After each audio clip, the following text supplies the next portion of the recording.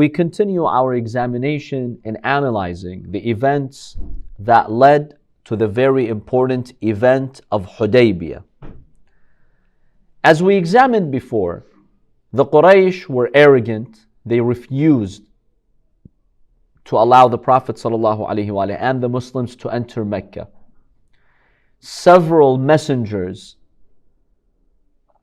came from Quraysh to meet the Prophet ﷺ, to verify that he was peaceful, that he did not intend any war. And these messengers went back to Quraysh. They confirmed to them that this man does not want war with us. He just has come for pilgrimage with his companions. Yet, the Quraysh continued their arrogant position, and they vehemently refused to allow the Prophet ﷺ and the Muslims to enter Mecca. Now the Prophet wanted to delegitimize their concerns and fears that he has not come peacefully. They accused him that you have not come peacefully. The Prophet wanted to ease their concerns and to show that their concerns are not legitimate. So he sends a man by the name of Kharash ibn Umayyah as a messenger to Quraysh. Previously, the Quraysh had sent messengers to meet the Prophet. This time, what does the Prophet do? He sends messengers from his behalf to go to Quraysh to assure them that we are not here to fight. So the Prophet sends Kharash, son of Umayyah. And the Prophet gave him one of his own camels. The Prophet had a number of camels. He said, go on my camel. Why would the Prophet send his messenger on his own camel?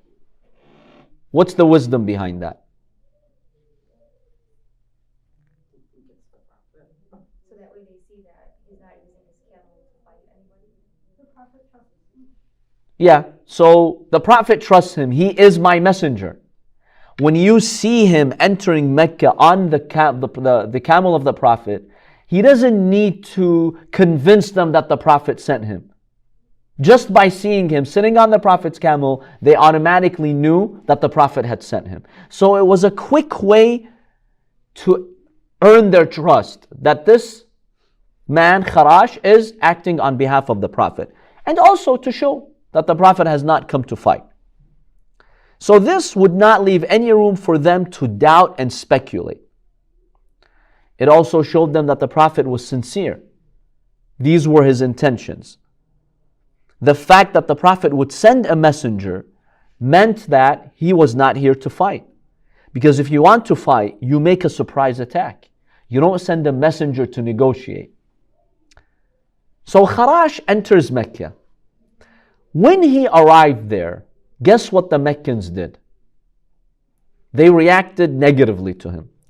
Ukrama, the son of Abu Jahl, the leading mushrik over there along with Abu Sufyan and others, what did he do? Aqara naqa. He, with his sword, he cut the legs of the camel of the Prophet.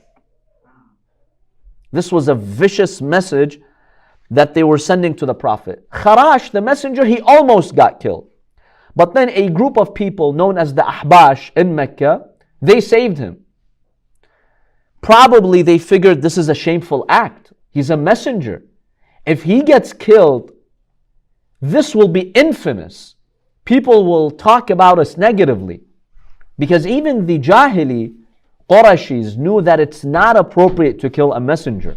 Messengers have amnesty. Assalamu alaikum. They are protected by law. Messengers were safe, even if you have a problem with your enemy. But this showed how vicious the Quraysh were. So now that Kharash comes back, and he was not received well, the Prophet still does not give up. The Prophet looks for other messengers. Let's send other messengers, لِإِتْمَامِ الْحُجَّةِ, to complete the proof, to leave no room for excuses. Quraysh, I'm not here to fight.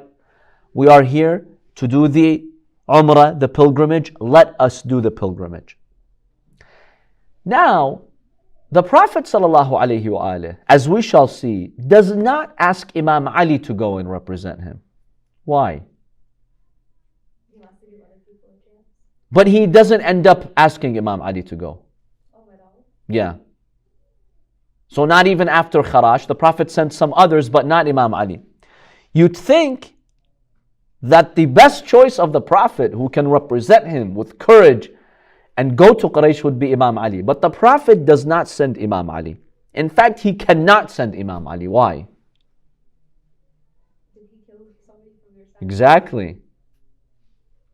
Imam Ali had killed many of the Qurayshi warriors. At Badr only, the Imam single-handedly killed half of them.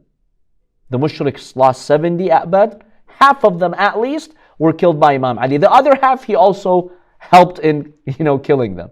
At Uhud, at all these other battles, the biggest defender of the Prophet was Imam Ali.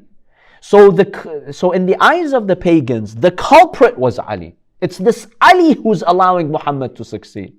He's defending him. So they would definitely not accept Imam Ali as a messenger and mediator.